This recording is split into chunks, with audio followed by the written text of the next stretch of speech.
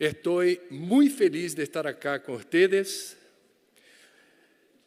Les pido permiso para hablar em português. ¿De acuerdo? ¿Se puede? La próxima vez será diferente, espanhol de México. Peço a atenção de vocês para uma imagem que completou 50 anos no ano passado. A primeira imagem da Terra vista do espaço, a fotografia registrada por um astronauta da espaçonave Apollo 8 e que foi divulgada na véspera do Natal de 1968. Esta foto é histórica e ela mexeu com o psiquismo de boa parte da humanidade, que ao perceber esta frágil bola azul imersa na escuridão do espaço infinito, acordou para o fato de que a nossa casa planetária, o nosso lar no universo, não é tão vasto, não é infinito, e tem a imagem da fragilidade. E todos estamos juntos nesta nave azul. Sabendo usar, não vai faltar. A imagem traduz aqui uma sensação de cuidado, a ética do cuidado. E boa parte dos historiadores diz que a partir da divulgação dessa imagem houve uma nova sensibilidade. Os movimentos ambientalistas, muito tímidos ainda, na década de 1960, ganharam uma força extra a partir da compreensão de uma imagem, e a imagem fala por si.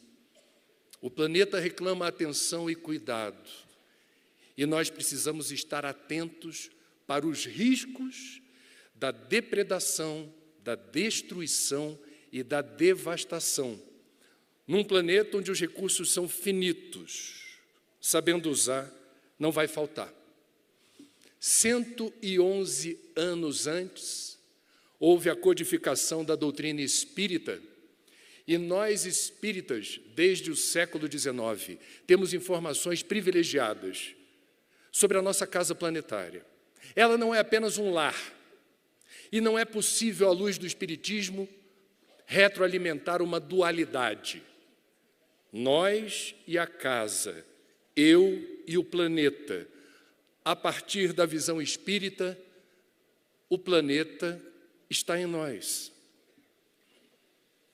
Questão 94 do Livro dos Espíritos, de onde o espírito toma o seu invólucro semimaterial, do fluido universal de cada globo. Por isso, ele não é o mesmo em todos os mundos. Passando de um mundo para outro, o espírito troca seu envoltório como mudais de roupa. Meus irmãos, a Terra não é apenas o nosso lar, a nossa casa. Nós somos feitos dos mesmos elementos constitutivos do planeta Terra. Nós temos uma relação de identidade. Nós pertencemos a ela, ela nos pertence. Temos uma identidade espiritual e física. Portanto, é interessante refletir sobre o Antigo Testamento, quando se diz: do pó viestes, para o pó voltareis. Não é uma poesia bíblica, é um fato científico. Nós somos feitos de pó de estrelas, nós somos feitos de poeira cósmica. A palavra humanidade, homem, tem origem em humus, terra fértil.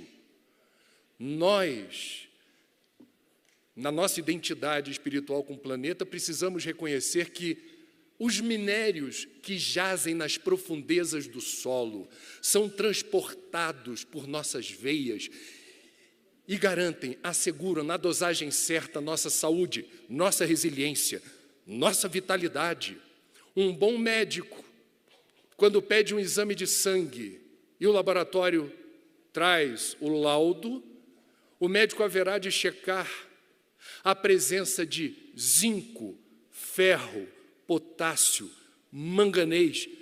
É uma tabela periódica quase inteira para saber se você está bem resolvido nos minérios que jazem nas profundezas e que circulam e precisam estar disponibilizados no nosso sistema circulatório. Basta que haja um déficit importante de um desses minerais, ferro, por exemplo, estaremos acometidos de anemia, e com anemia você não consegue estudar, ler, trabalhar, namorar, ser um bom espírita, ser um bom cidadão. Você fica, digamos, prejudicado e vai precisar de um suplemento para recompor a terra que você transporta. O que está fora está dentro. Se nós poluímos, se nós contaminamos o solo, de alguma forma isso se volta contra nós. A terra está dentro. E não apenas a terra, é um capricho de Deus quando disponibiliza a água, que empresta nome a um planeta que tem terra, mas esse planeta é água. E a proporção em que a água se resolve na superfície do planeta, caprichosamente, é a mesma com que nós temos a água dentro de nós. A vida surge nos oceanos primitivos da antiguidade, na água salina e morna, que é a mesma água salina e morna do líquido amniótico. Nós não temos a memória dos 9 meses, aproximadamente, que passamos navegando nas águas dos oceanos primitivos, no ventre da mãe. Nós até hoje vertemos lágrimas de alegria ou de tristeza, que tem o sabor dos oceanos. O mesmo médico que pede o exame de sangue para checar a presença de minérios no nosso corpo físico, haverá de recomendar: você está se hidratando bem? Você está ingerindo líquidos numa quantidade adequada? Para quê? Para irrigar pele, os tecidos, as células, os órgãos. Muita gente que veio ao congresso está aproveitando para fazer comprinhas. E porque eu sou amigo dos espíritas, em particular, nesse congresso, eu quero dar uma dica preciosa. Não gastem dinheiro com hidratantes caros da França ou de outros países para deixar a pele sempre suavezinha, esticadinha. Isso não lhe valerá de nada se você não se hidratar adequadamente. Ingira os líquidos necessários para evitar o efeito mais trágico do maracujá. E guarde o recurso daquele hidratante caríssimo para outra designação, talvez mais nobre e urgente. A água está em nós, e se nós poluímos, se nós lançamos matéria orgânica sem tratar, se nós lançamos tóxicos, detritos, resíduos na água que está fora, de alguma maneira, a natureza é caprichosa. Ela determina se o que está fora está dentro, que nós sofreremos os efeitos disso. Já está acontecendo. O ar é o elemento primordial da vida. Podemos passar vários dias sem comer, sem ingerir alimentação sólida. Resistiremos. Alguns de nós poderão até ficar agradecidos em relação à perda de calorias excessivas. Podemos passar um intervalo de tempo menor sem ingerir líquidos. Ficaremos debilitados, mas resistiremos. Quanto tempo nós resistimos sem respirar? Não façam esse teste, mas eu lhes asseguro que é um tempo muito breve, e isso revela a ordem de grandeza da necessidade do ar que inalamos e que oxigena e vitaliza o nosso corpo. Antigamente, nossos avós, para acalmar alguém que estava nervoso, pelo menos no Brasil essa era a tradição, recomendava água com açúcar. E se a pessoa fosse diabética, desencarnava antes. Calma, bem calminha. Hoje em dia, nós nos apropriamos de um conhecimento ancestral que vem do outro lado do mundo, do Extremo Oriente.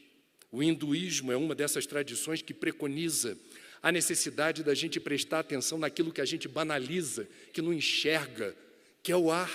Eles não chamam o ar assim, eles chamam de prana, o nutriente fundamental para irrigar chakras e meridianos. É o ar que dá sustentação à vida. Eu estou numa das maiores cidades do mundo, que também é uma das mais poluídas do mundo. No último mês de maio, a cidade do México, gigantesca, decretou contingência ambiental extraordinária, recomendando que não houvesse, em maio deste ano, qualquer atividade física ou cultural ao ar livre. Tamanha a concentração de toxinas no ar dessa cidade, que não é a única que enfrenta esse problema. Eu estive em Pequim e tive que comprar máscara na farmácia durante o inverno. Paris, que nós rendemos sempre muita gratidão à França, a Paris, a Lyon. Paris, uma vez por ano, no mínimo, tem a prefeitura determinando a abertura das catracas de trem e metrô para que as pessoas não usem carro. O ar é irrespirável. São Paulo, a maior cidade do Brasil, segundo um famoso pneumologista da Universidade de São Paulo, basta andar por 1 hora, na hora do rush, com o trânsito pesado, para que você inale uma quantidade de toxinas equivalente a 5 cigarros. Nós, espíritas que falamos tanto de vida, nos posicionamos publicamente contra o suicídio, contra o homicídio, contra o aborto. Qual é a nossa posição em relação aos recursos fundamentais à vida? O que está fora está dentro. Se o ar está poluído, intoxicado, imprestável, nós perecemos, nós adoecemos, nós retornamos precocemente à pátria espiritual. Em São Paulo, estima-se que o paulistano esteja vivendo pelo menos 2 anos a menos do que se estivesse numa cidade onde não há essa concentração de poluentes. Portanto, meus amigos, o Espiritismo, desde o século XIX, assinala a identidade que nós temos com o planeta. O planeta está em nós, o que está fora está dentro. Por uma questão de ética, a ética do cuidado com a vida, a nossa também, a do nosso próximo, da coletividade. Precisamos cuidar com esmero da nossa casa planetária. Nós, cada um de nós, não é só o governo, não. É cada um tem a sua contribuição possível para evitar o que se convencionou chamar de colapso sistêmico. Nós podemos desarmar essa bomba relógio. Depende de nós. Mas há uma perplexidade.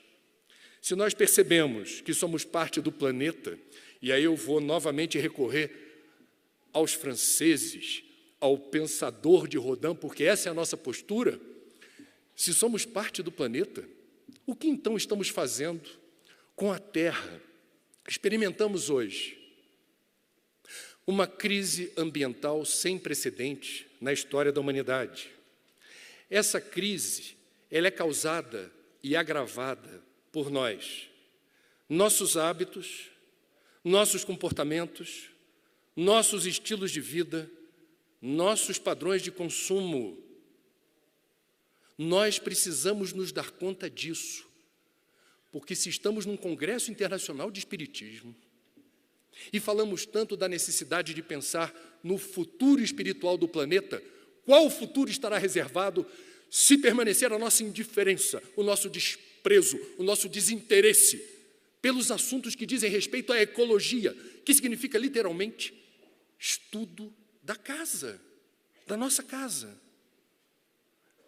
Meus irmãos, eu vou enumerar muito rapidamente o que vocês devem estar acompanhando no noticiário, ou pelo menos aqueles de vocês, e eu acho isso muito importante, que reservem um tempo para se debruçar por cada um, para entender melhor cada um desses fenômenos do nosso tempo.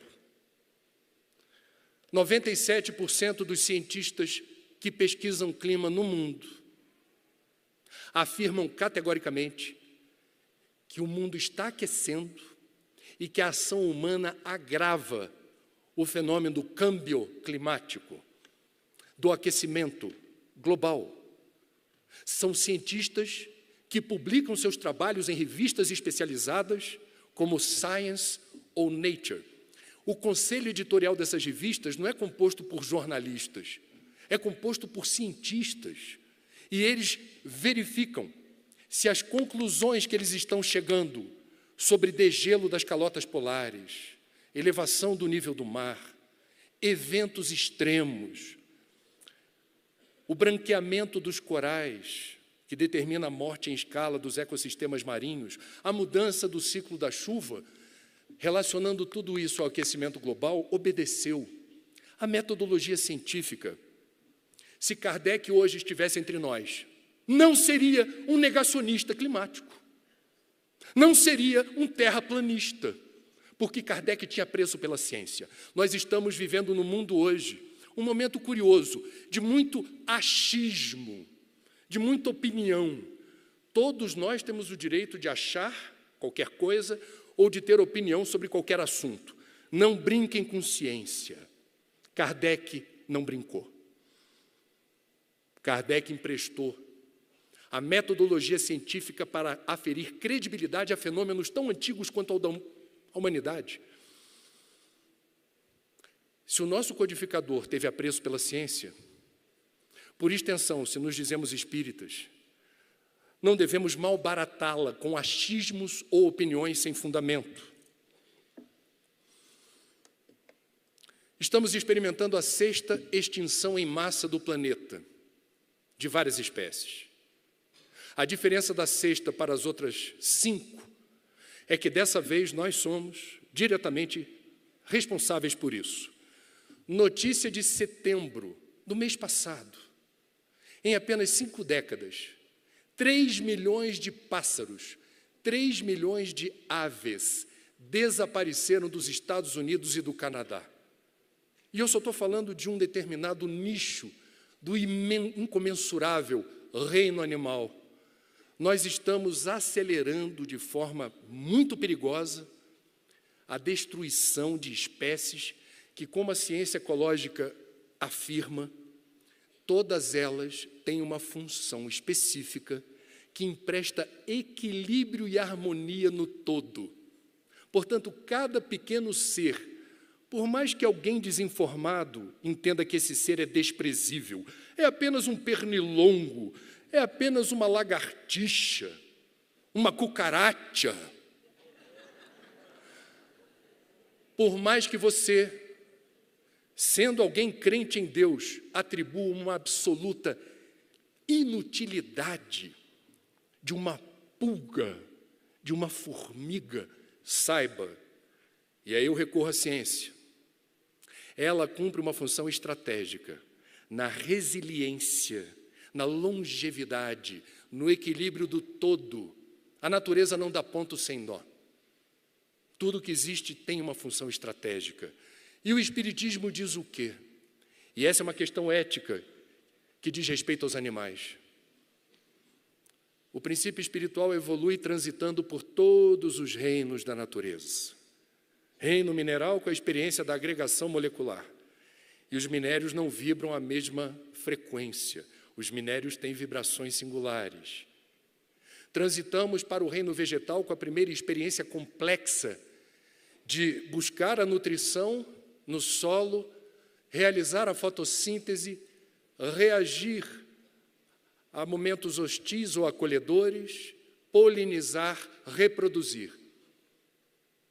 Somos promovidos ao reino animal, com o instinto soberano, os rudimentos da inteligência e um corpo complexo, que é o laboratório da vida, com o norte magnético apontando para o reino hominal, onde conquistamos a razão, temos a responsabilidade de fazer escolhas através do livre-arbítrio, o pensamento complexo, e chegamos aqui nesse degrau da escadaria evolutiva depois de transitar por todos os reinos da natureza.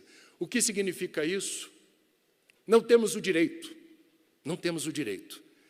de destruir de forma tão gratuita, por vezes até por diversão, esses reinos que têm uma função primordial na escala evolutiva de tantas e tantas espécies.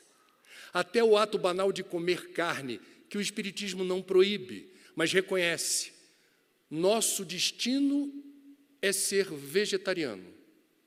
O corpo vai se desmaterializando progressivamente, se tornando menos denso e pesado, e alimentos pesados e tóxicos, como a carne, já não serão fundamentais para a nossa saúde. Mesmo aqueles de nós que ainda não conseguiu se livrar da proteína animal, e cada um com a sua escolha, os carnívoros deveríamos ter o cuidado de exigir certificação e selagem, mas não é só de condições sanitárias, é de protocolos de bem-estar animal. Usar toda a tecnologia ao nosso alcance para reduzir drasticamente as experiências de dor, sofrimento e crueldade que impomos aos nossos irmãozinhos inferiores. Francisco de Assis chamava o próprio corpo de jumentinho. A gente tem que cuidar bem dele e a gente tem que se apropriar dessa ética do cuidado. Não sermos tão distraídos, dispersos, alienados nessa bolha urbana em que a carne vem processada e não tem personalidade. O que são 100 gramas de um bife é proteína animal. Proteína coisifica um ser vivo, que tem direitos. Quem queira comer carne, o convite que vos faço é que nessa transição planetária a gente se esmere exigindo bem-estar. Todas as tecnologias no processo de criação, transporte e abate animal, reduzindo o estoque de crueldade, sofrimento e dor. É possível, é necessário. Os animais contam conosco, são seres cientes. Água. Bom, a gente lembra da água e só associa a torneirinha aberta, chuveiro com banhos longos. 70% aproximadamente da água do mundo, da água doce, são desperdiçados nas lavouras.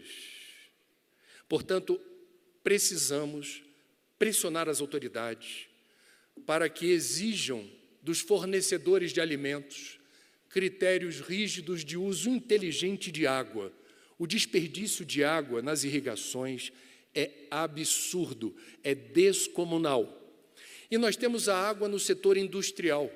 Um smartphone como esse, simples, consome no seu processo produtivo 12 mil litros de água.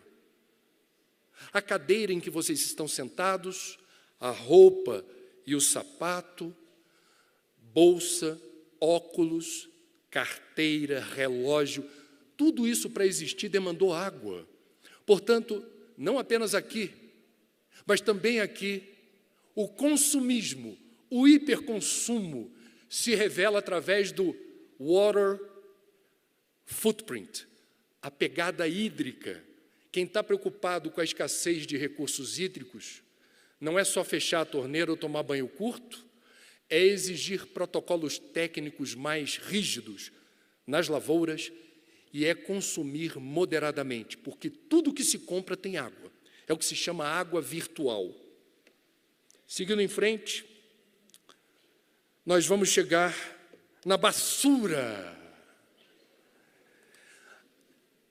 A natureza não tem lixo. Eu queria que vocês memorizassem, por favor, isso. Até a chegada da nossa espécie, porque nós fomos uma das últimas espécies a chegar no planeta.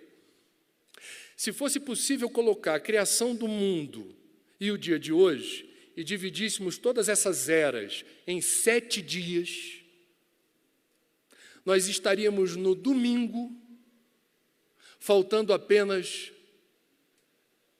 3 minutos para meia-noite.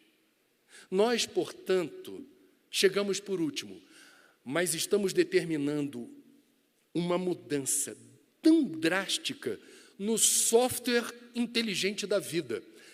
A natureza não tem lixo porque o lixo da natureza é metabolizado pela própria natureza.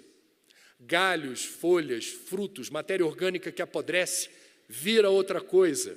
Animais que morrem são metabolizados e viram outra coisa.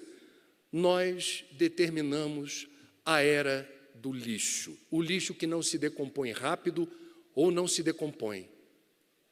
Como foi muito bem dito aqui antes, sobre a necessidade de nós espíritas darmos o exemplo, não produzindo o pior de todos os resíduos, que é o plástico. E não adianta dizer que o plástico é reciclável, porque a reciclagem do plástico também tem necessidade de consumir energia, consumir água, gera esgoto, emite gás de efeito estufa. O melhor lixo é aquele que você não gera. Então, não usar plástico na casa espírita ou em eventos espíritas é um saudável desafio. Entre outras razões, porque esse plástico lançado a ermo em qualquer lugar, invariavelmente vai parar nos oceanos. Os oceanos estão saturados de plástico e de microplástico. O plástico que vai se decompondo até alcançar o tamanho de um micra, que é o tamanho de uma bactéria. Esse microplástico entra na cadeia alimentar. Os plânctons engolem microplástico, peixes e crustáceos vão comendo microplástico e o meu corpo e o corpo de vocês, sem dúvida alguma, está repleto de plástico. A pergunta que ainda não encontrou uma resposta confiável é: isso faz mal à nossa saúde? Porque o que se sabe do plástico é que ele tem um efeito esponja. Todos os venenos e toxinas do oceano se agregam ao plástico que está no lugar errado.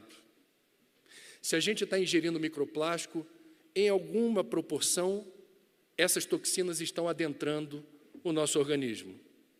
Portanto, quanto mais você ingere frutos do mar, maior a quantidade de microplástico dentro de você. Esse é um desafio do nosso tempo. A gente precisa fazer a nossa parte, não agravando o trabalho que a Mãe Natureza não tem como resolver sozinha. Nós precisamos fazer a nossa parte. Urgente. Meus amigos, eu venho de um país que tem no agronegócio, no agribusiness, um orgulho. O Brasil conseguiu resolver, através da ciência e da tecnologia, muitos problemas na área da produção de alimentos. Mas nós somos vulneráveis ao lobby do setor químico. Grandes multinacionais que já determinaram o licenciamento em meu país de 2.475 agrotóxicos que estão disponíveis para os proprietários rurais. 410 desses agrotóxicos apenas este ano. O problema, não vou entrar no mérito se agrotóxico tem seu lado bom ou seu lado ruim. Eu vou apenas recorrer ao conhecimento dos agrônomos do meu país, que dizem: falta fiscalização e falta orientação técnica. Nós estamos matando mosca com tiro de canhão. E nós estamos ingerindo lenta e progressivamente substâncias químicas que não favorecem a vida. Certos gêneros de câncer, certas alergias, vários gêneros de intoxicação estão associados aos pesticidas. E a gente fica perplexo, reclama nas redes sociais, participa de campanhas virtuais. Isso não tem corrigido o rumo da história. Nós precisamos fazer mais e melhor. Há tradições que dizem que nós somos o que nós comemos. Pode até não ser assim exatamente, mas o alimento explica boa parte da tua disposição ou desânimo, boa parte da forma como o seu metabolismo está pronto para encarar o que vem pela frente ou está debilitado.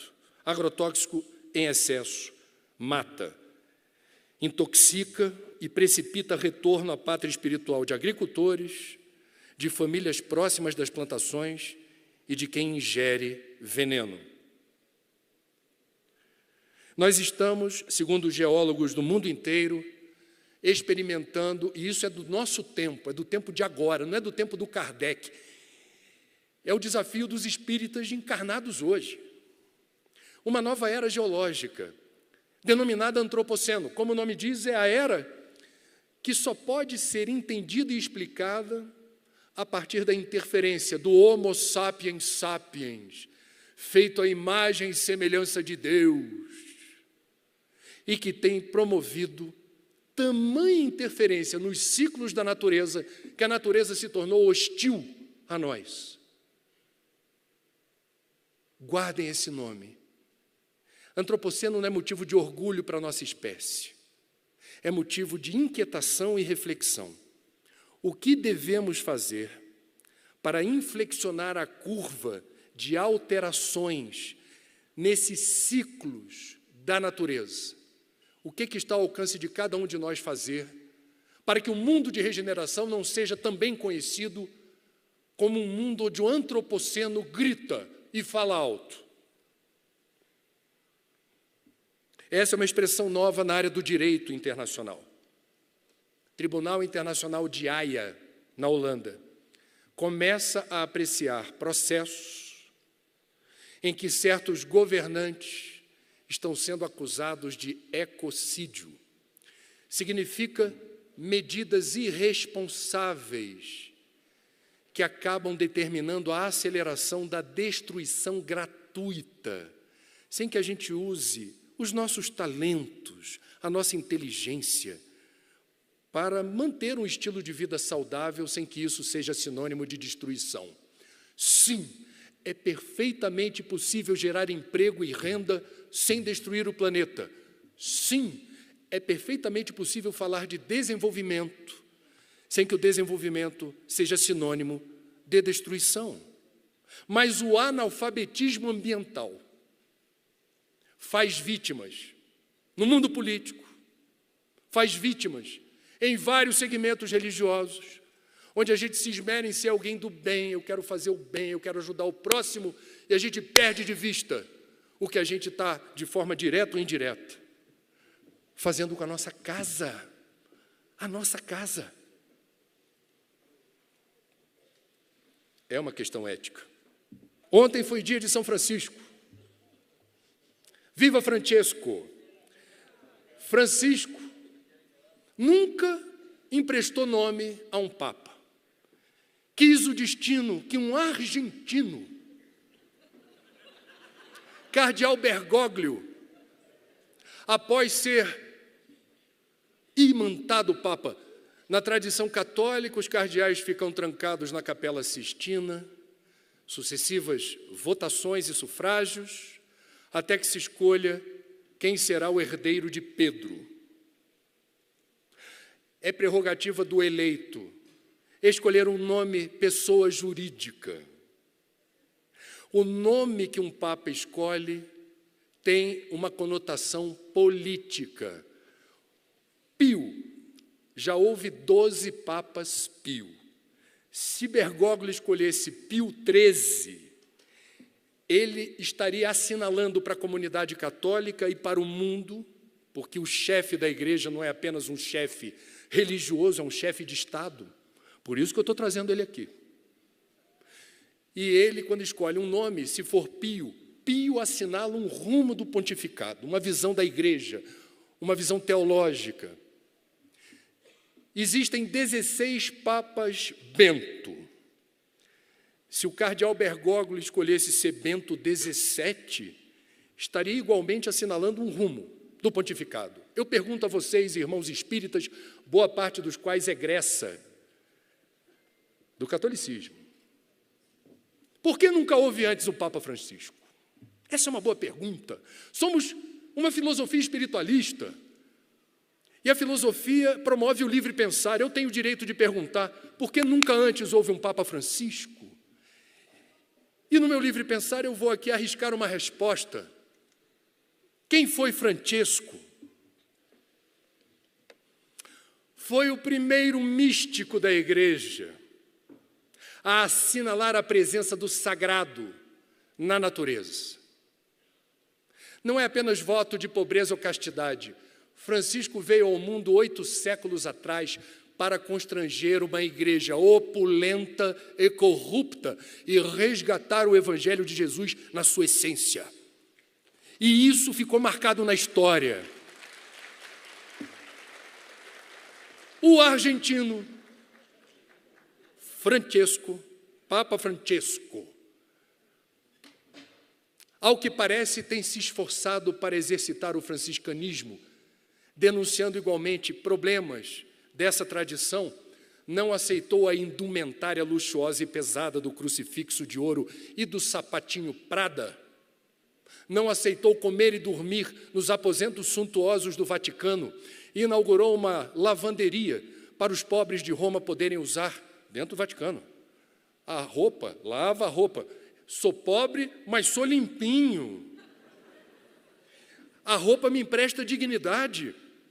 Nenhum papa antes se preocupou em entrar nesse nível de detalhe. Acolheu homossexuais, divorciados, desquitados. Promoveu outra rotina em relação a padres pedófilos que hoje se sentem ameaçados pela igreja. Então nós temos ruptura.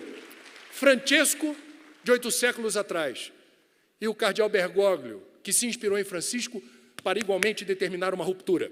E faz parte da ruptura a primeira encíclica da história da igreja, a primeira a reconhecer a necessidade do mundo interromper o ciclo de destruição, depredação e devastação da terra. Recomendo como espírita a leitura da encíclica. Não vai consumir muito tempo, é fininha. E ela nos traz informações preciosas da ciência. Os vaticanistas dizem que é a encíclica mais fortemente impregnada de ciência na história da igreja. Lá se fala da Amazônia, lá se fala de consumo, lá se fala de água, lá se fala de aquecimento global. E eu vou dar um spoiler da encíclica aqui. Papa Francisco, a um só tempo, critica um modelo de desenvolvimento que não tem compromisso com o fim da exclusão social, da pobreza e da miséria. Ao mesmo tempo, esse mesmo modelo tem acelerado a destruição dos recursos naturais fundamentais à vida. Esse modelo não nos interessa. Esse modelo não nos convém. Quem é religioso, quem acredita em Deus, quem fala de ética, não pode se silenciar e não pode se omitir no combate a esse modelo que dá sustentação ao ecocídio e que retroalimenta o antropoceno.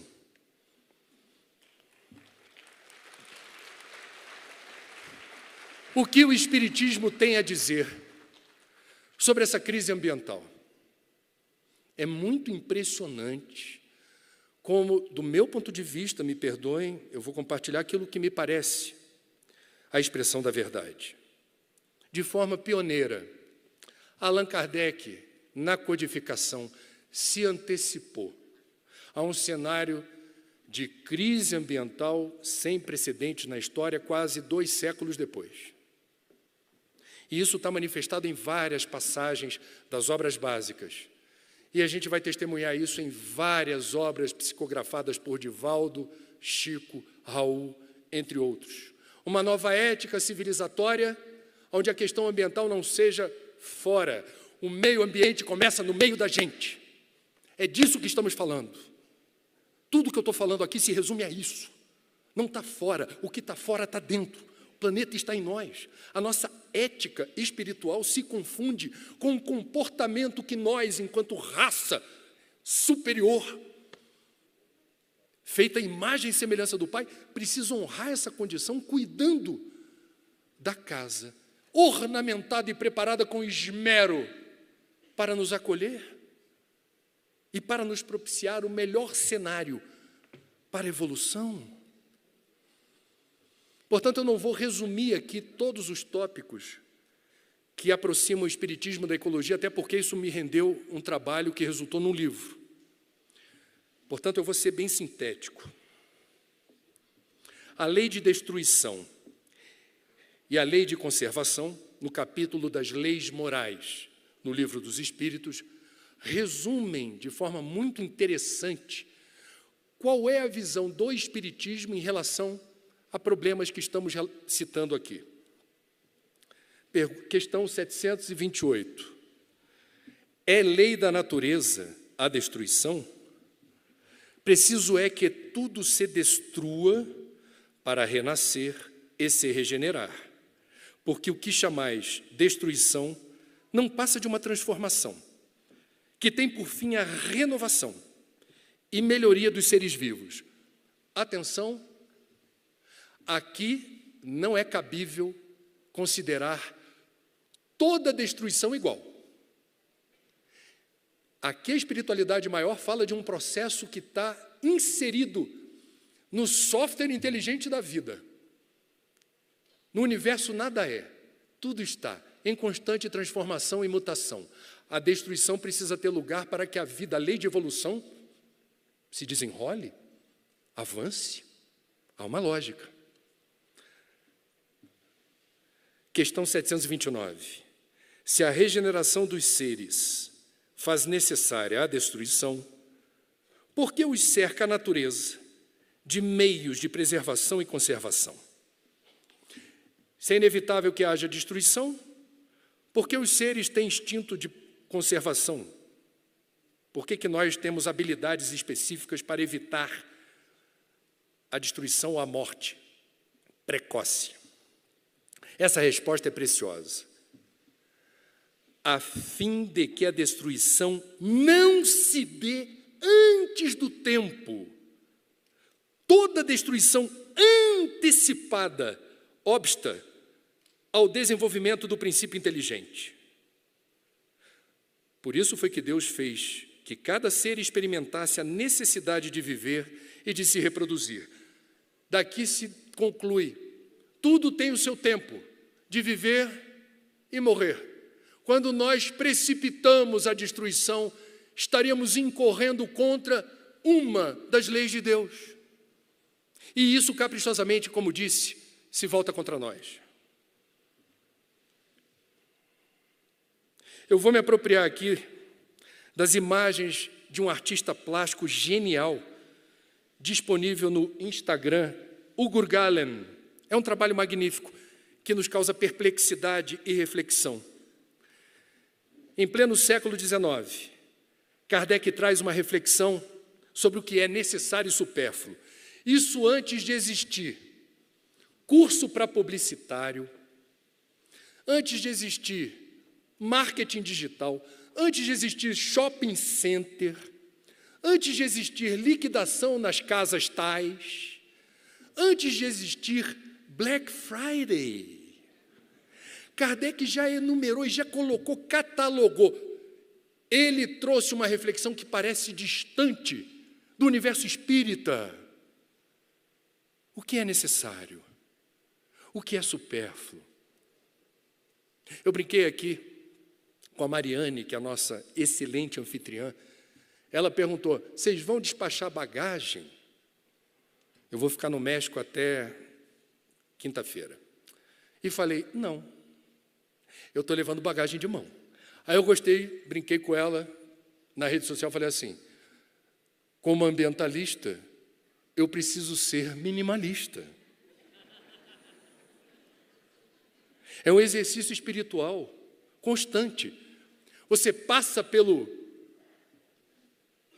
aeroportos e eles caprichosamente agora botam. Você passou no check-in, passou pelo detetor de metal, já colocam você dentro de um shopping. Já colocam você dentro do templo do consumo. E você passeia por ali e se esquece. Nós bebemos tanto da filosofia grega, dos antigos. Dizem que Sócrates se divertia quando passeava pelas feiras da antiguidade, dizendo, que delícia estar passando por tanta coisa que eu não preciso. Portanto, eu me lembro de Sócrates, quando passo pelo free shop, e falo, obrigado, Senhor, por me testares tão bem. Não preciso, eu não preciso porque eu ainda tenho as minhas coisinhas que dão suporte ao necessário. Portanto, O que é necessário, considerando que a nossa vida passa rápido e o emprego do tempo e da energia também? São dois recursos naturais não renováveis: tempo e energia. O emprego do tempo e da energia que temos nessa encarnação são preciosos.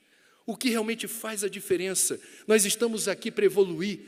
Evolução e consumo exacerbado, exagerado, hiperconsumo não combinam. Está lá no Evangelho segundo o Espiritismo, Santo Agostinho explicando as diferentes categorias de mundos habitados. Mundo primitivo, onde já passamos. Característica predominante dos habitantes do mundo primitivo: apego à matéria. Lembre-se disso no Black Friday. Portanto, necessário e supérfluo, o tempo inteiro, que o nosso software inteligente do Waze espiritual, que é o livre-arbítrio, faça distinção o tempo todo: o que me convém, o que devo fazer e de que jeito, para ser uma pessoa melhor, comigo, com o próximo, para a minha coletividade e para o meu planeta. Essa é a minha questão favorita do Livro dos Espíritos. Porque a terra nem sempre ao homem produz o necessário.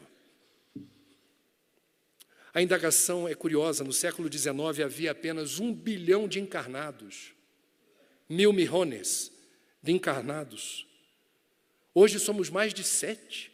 Kardec, naquela época, perguntava por que a terra nem sempre produz bastante para fornecer o necessário ao homem.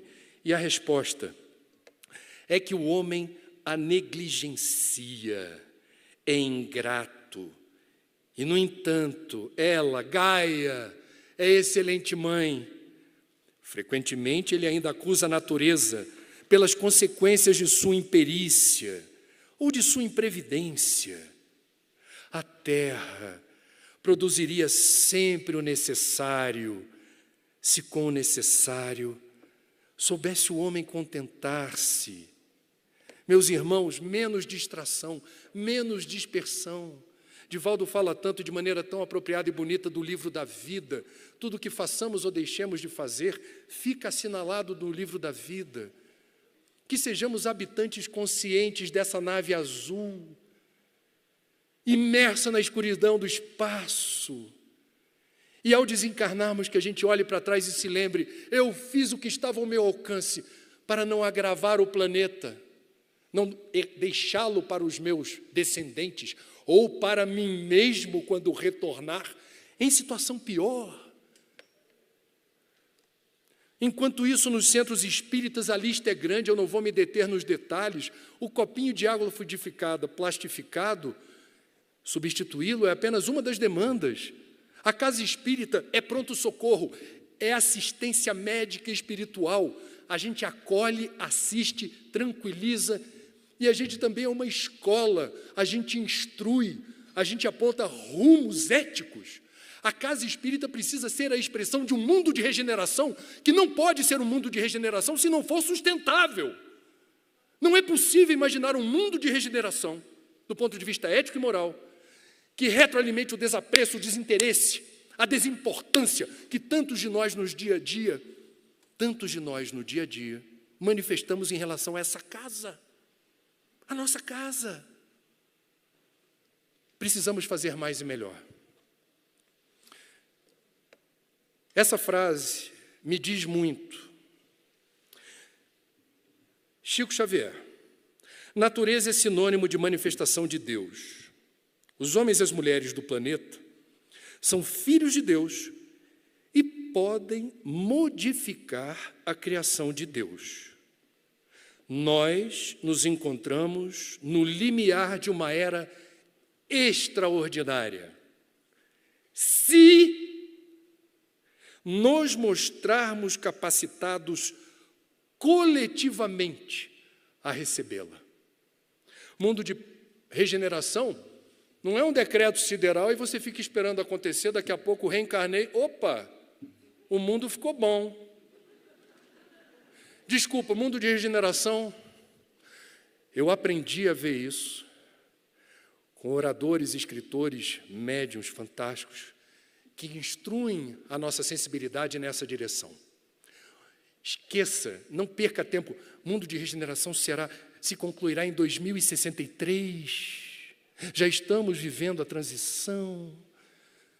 A informação básica é: seja digno de reencarnar no mundo com uma outra frequência, com uma outra vibração. Seja digno de não reencontrar o seu copinho plástico numa outra encarnação. Numa sensação de déjà vu, está andando por uma plágia, subitamente aparece um copo voando na sua frente. E você pega o copinho e tem uma sensação de déjà vu. Já nos vimos antes. Faz muito tempo, eu tenho essa clareza. Creia, não será uma sensação boa, não será favorável a você. Precisamos nos mostrar capacitados coletivamente a receber esse novo mundo. Depende de nós. Todo mundo, no Espiritismo, eu não conheço nenhum espírita que não goste de falar por ano 350 vezes a palavra missão. Adoramos a palavra missão. Eu tenho uma missão. Eu estou à procura da minha missão. Eu ainda não sei qual a minha missão. Adoramos. Eu sei que é muito tentador para a gente usar essa palavra, mas eu queria sugerir que vocês não a empregassem no singular. Sugiro que vocês a empreguem no plural. O que seria ser um bom espírita? Ou alguém que cumpre missão? Coloque no plural. Ser um bom filho ou boa filha. Ser um bom pai, uma boa mãe. Um bom profissional no exercício da sua função. E se você trabalha dentro de casa, em tarefas domésticas, orgulhe. É a profissão mais difícil e a menos valorizada. A outra missão, ser um bom espírita, um bom voluntário, um bom cidadão, um bom eleitor, que aprende com os erros. Alguém que no seu perímetro possa de alguma forma fazer a diferença em favor de si próprio, daqueles que estão próximos de você. O próximo é quem aparecer, a qualquer momento. Esse é o seu próximo. Da coletividade. E inclua no seu checklist, por favor, cuidar bem da minha casa planetária. Eu vou fazer o que tiver ao meu alcance para cuidar bem dela e vou deixá-la naquilo que me compete, se possível, melhor do que quando a encontrei. Esse é o nosso mantra. Fora da caridade não há salvação. O que é caridade? É o exercício do amor doação, do amor sacrifício, do amor renúncia. Ame-se, ama o próximo como a ti mesmo, ame-se, releve-se. Não existe outra pessoa igual a você no universo. Deus caprichou quando te fez. Honre o esmero do Pai em prestar-lhe vida. Cuide bem daqueles que, como você, são filhos de Deus.